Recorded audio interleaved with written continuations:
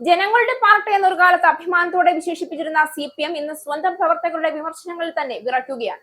കേരള രാഷ്ട്രീയത്തിൽ അജയശക്തി എന്ന് കരുതപ്പെട്ടിരുന്ന പാർട്ടി ഇന്ന് ഏരിയ കമ്മിറ്റി യോഗങ്ങളിലൊക്കെ തന്നെ സ്വന്തം നേതൃനിരക്കെതിരെ ഉയരുന്ന അതിരൂക്ഷ പ്രതിഷേധങ്ങൾക്ക് മുന്നിൽ പ്രതിരോധത്തിലായിരിക്കുകയാണ്.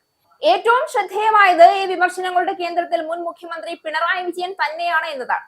പിണറായി ഏകാധിപതി വൺമാൻ ഷോ പാർട്ടിയെ തകർത്തു, ജനകീയ നേതാക്കളെ അവഗണിച്ചു. CPMന്റെ ആഭ്യന്തര യോഗങ്ങളിൽ നിന്ന് പുറത്തുവരുന്ന ഈ വിമർശനങ്ങൾ വെറും അസന്തോഷമല്ല, അത് പാർട്ടിയുടെ അടിത്തറ തകരുന്നുവെന്ന വലിയ രാഷ്ട്രീയ മുന്നറിയിപ്പാണ്. ഇതിനു പിന്നാലെ പാർട്ടിക്കുള്ളിൽ നിന്ന് അതിരൂക്ഷ കലഹങ്ങളാണ് പുറത്തുവരുന്നത്. CPM തൃക്കരിപ്പൂർ ഏരിയ കമ്മിറ്റി യോഗത്തിൽ കണ്ണൂർ ജില്ലാ കമ്മിറ്റിക്കെതിരെ അതിരൂക്ഷ വിമർശനമുണ്ടായി.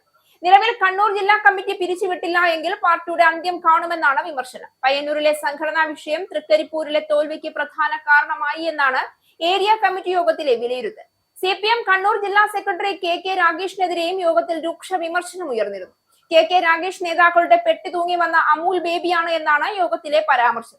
സംസ്ഥാന സെക്രട്ടറി MV ഗോവിന്ദൻ പങ്കെടുക്കുന്ന പരിപാടികൾ ബഹിഷ്കരിക്കുന്നുവെന്നും അംഗങ്ങൾ പറഞ്ഞു. P ജയരാജനും KK ശൈലജയും നേതൃനിരയിലേക്ക് വരണമെന്ന ആവശ്യവും ഉയർന്നു. P ജയരാജൻ പങ്കെടുത്ത ഏരിയ കമ്മിറ്റി യോഗത്തിലാണ് വിമർശനമുണ്ടായത്. കോഴിക്കോട് ജില്ലയിലെ ഏരിയ കമ്മിറ്റി യോഗങ്ങളിലും രൂക്ഷ വിമർശനമാണ് ഉയരുന്നത്. തെലങ്കാന മുഖ്യമന്ത്രി രേവന്ത് റെഡ്ഡിക്കെതിരായ ഡാഷ് മോനെ രേവന്ത് പ്രയോഗം തിരിച്ചടിയായെന്ന വിമർശനമാണ് അവിടെ ഉയർന്നത്. തിരഞ്ഞെടുപ്പ് സമയത്ത് ഇത്തരം ശൈലി ഒഴിവാക്കണമായിരുന്നുവെന്നും മുൻ മുഖ്യമന്ത്രി പിണറായി വിജയൻ പ്രതിപക്ഷ നേതാവായി തുടർന്നാൽ അടുത്ത തവണയും പാർട്ടി തിരിച്ചുവരില്ല എന്ന വിമർശനവും ഉണ്ടായി. MV ഗോവിന്ദനെതിരെയും കടുത്ത വിമർശനമുണ്ടായി. തളിപ്പറമ്പിൽ PK ശ്യാമളയെ മത്സരിപ്പിച്ചതിനാലാണ് MV ഗോവിന്ദനെതിരെ വിമർശനമുണ്ടായത്. പേരാമ്പ്രയിൽ TP രാമകൃഷ്ണനെ മത്സരിപ്പിക്കേണ്ടതില്ലായിരുന്നു എന്നും KK ശൈലജ ടീച്ചറിനെ മുഖ്യമന്ത്രി സ്ഥാനാർത്ഥിയാക്കിയിരുന്നുവെങ്കിൽ തിരിച്ചടി ഉണ്ടാകില്ലായിരുന്നുവെന്നും അംഗങ്ങൾ പറഞ്ഞു. അതേസമയം കനത്ത തോൽവിയുടെ കാരണങ്ങൾ കണ്ടെത്താൻ ചോദ്യാവലി തയ്യാറാക്കിയിരിക്കുകയാണ് CPM. ലോക്കൽ കമ്മിറ്റികൾക്കാണ് 34 ചോദ്യങ്ങൾ ഉൾപ്പെട്ട ചോദ്യാവലി നൽകിയിരിക്കുന്നത്. ഓരോ ലോക്കൽ കമ്മിറ്റിയും റിപ്പോർട്ട് തയ്യാറാക്കി ചർച്ച ചെയ്ത് ഉടൻ തന്നെ ഏരിയ സെന്ററുകളിൽ എത്തിക്കാനാണ് നിർദ്ദേശം. പരാജയ കാരണം അണികളിൽ നിന്ന് കണ്ടെത്താനുള്ള ശ്രമത്തിന്റെ ഭാഗമായാണ് വിവിധ ഘടകങ്ങളിൽ നിന്ന് അഭിപ്രായം സ്വരൂപിക്കുന്നതിനായി ചോദ്യാവലി തയ്യാറാക്കിയിരിക്കുന്നത്. ചോദ്യാവലിയിൽ പക്ഷേ നേതൃത്വത്തിനുണ്ടായ വീഴ്ചയെക്കുറിച്ചോ ഭരണതലത്തിലുണ്ടായ വീഴ്ചകളെ കുറിച്ചോ ചോദ്യങ്ങളില്ല. തിരഞ്ഞെടുപ്പ് പരാജയത്തിന്റെ പ്രധാന കാരണം എന്തായിരുന്നു എന്ന ചോദ്യത്തിന് CPM ഇപ്പോൾ സ്വയം മറുപടി കണ്ടെത്തുകയാണ്. എന്നാൽ സാധാരണ പ്രവർത്തകർ മുതൽ ജില്ലാ നേതാക്കൾ വരെ പറയുന്ന ഒരു കാര്യം വ്യക്തമാണ്: പാർട്ടി ജനങ്ങളിൽ നിന്ന് അകന്നു. ജനങ്ങളുടെ വികാരങ്ങൾ കേൾക്കാതെ അധികാരത്തിന്റെ അഹങ്കാരത്തിൽ മുന്നേറിയ നേതൃത്വമാണ് CPMനെ ഈ അവസ്ഥയിലേക്ക് തള്ളിയതെന്നാണ് വിമർശനം.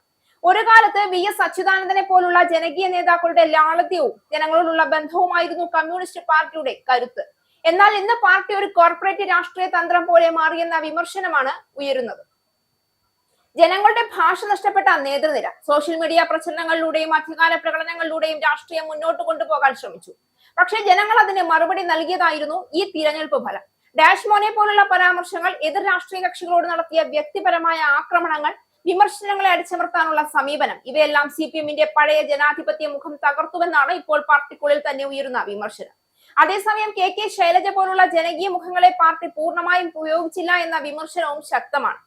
CPM നേരിടുന്ന ഏറ്റവും വലിയ പ്രതിസന്ധി തിരഞ്ഞെടുപ്പ് തോൽവി മാത്രമല്ല, അത് വിശ്വാസ നഷ്ടമാണ്.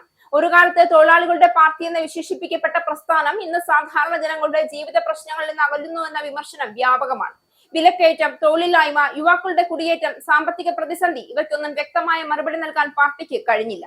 ഇതിലും അപകടകരമായ കാര്യം മറ്റൊന്നാണ്: പാർട്ടിക്കുള്ളിൽ വിമർശനം ഉയർത്തുന്നവരെ പോലും വിരുദ്ധ പക്ഷം എന്ന നിലയിൽ കാണുന്ന സമീപനം. അതാണ് ഇന്ന് ഏരിയ കമ്മിറ്റി യോഗങ്ങളിൽ തന്നെ പൊട്ടിത്തെറിയാവുന്നത്. ഇനി തിരുത്തിയില്ല എങ്കിൽ പാർട്ടിയുടെ അന്ത്യം അടുത്തു തന്നെ എന്ന മുന്നറിയിപ്പ് വരെ പ്രവർത്തകർ തുറന്നു പറയുന്ന അവസ്ഥയിലാണ് CPM. കേരള രാഷ്ട്രീയത്തിൽ ദീർഘകാലം ശക്തമായ സ്വാധീനം ചെലുത്തിയ കമ്മ്യൂണിസ്റ്റ് പാർട്ടി ഇന്നൊരു നിർണായക വഴിത്തിരിവിലാണ്. ജനങ്ങളിലേക്ക് തിരികെ പോകുമോ അതോ അധികാര രാഷ്ട്രീയത്തിന്റെ അഹങ്കാരത്തിൽ കൂടുതൽ തകരുമോ എന്നതാണ് ഇനി കാണാനുള്ളത്.